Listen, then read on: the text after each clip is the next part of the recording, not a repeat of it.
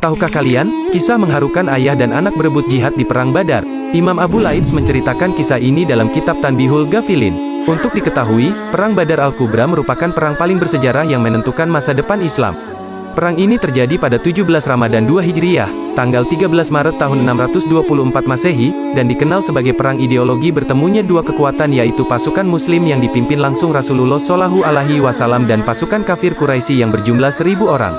Dikisahkan, ketika Rasulullah memanggil kaum muslimin yang mampu berperang untuk terjun ke Perang Badar, terjadilah dialog menarik antara Sa'ad bin Haitsamah dengan ayahnya bernama Haitsamah radhiyallahu anhuma. Pada masa itu, panggilan perang tidak begitu mengherankan bagi sahabat. Kaum muslimin sudah tidak merasa asing bila dipanggil untuk membela agama Allah Ta'ala dan berjihad fisabilillah. Haitsamah berkata kepada anaknya, "Wahai anakku, aku akan keluar untuk berperang dan kau tinggal di rumah menjaga wanita dan anak-anak." Sang anak pun, Sa'ad, berkata, "Wahai ayahku, demi Allah janganlah berbuat seperti itu, karena keinginanku untuk memerangi mereka lebih besar daripada keinginanmu. Engkau telah berkepentingan untuk tinggal di rumah, maka izinkanlah aku keluar dan tinggallah engkau di sini, wahai ayahku." Mendengar itu, Haitsamah marah dan berkata kepada anaknya, "Kau membangkang dan tidak mentaati perintahku." Saat menjawab, "Allah mewajibkan aku berjihad dan Rasulullah Shallallahu Alaihi Wasallam memanggilku untuk berangkat berperang. Sedangkan engkau meminta sesuatu yang lain padaku, sehingga bagaimana engkau rela melihat aku taat padamu tetapi aku menentang Allah dan Rasulullah?"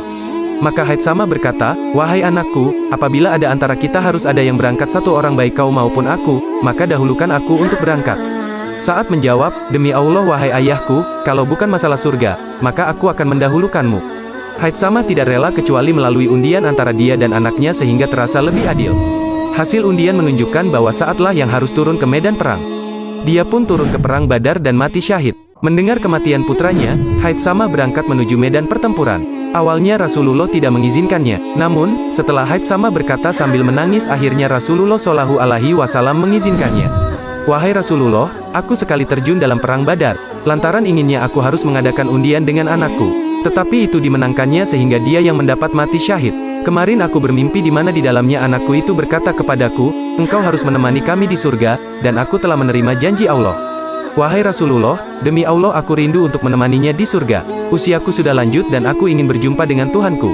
Setelah diizinkan Rasulullah, Haitsamah bertempur hebat hingga akhirnya mati syahid di Perang Badar. Allah Ta'ala pun memuliakannya berjumpa dengan anaknya di surga. Subhanallah, sebuah kisah yang mengharukan sekaligus menakjubkan.